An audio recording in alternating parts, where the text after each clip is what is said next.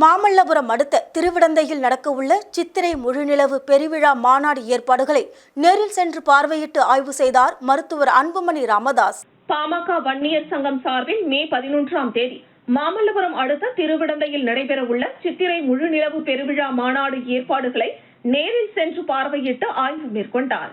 மேலும் சித்திரை முழுநிலவு வன்னியர் இளைஞர் பெருவிழா மே 11ஆம் தேதி நடைபெறவுள்ளது.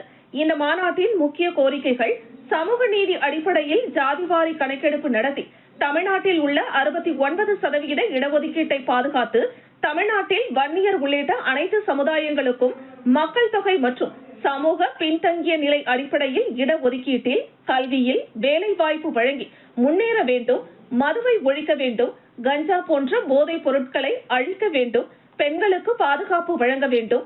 இந்த மாநாட்டை மருத்துவர் ராமதாஸ் தலைமையில் நடத்த இருக்கிறோம்.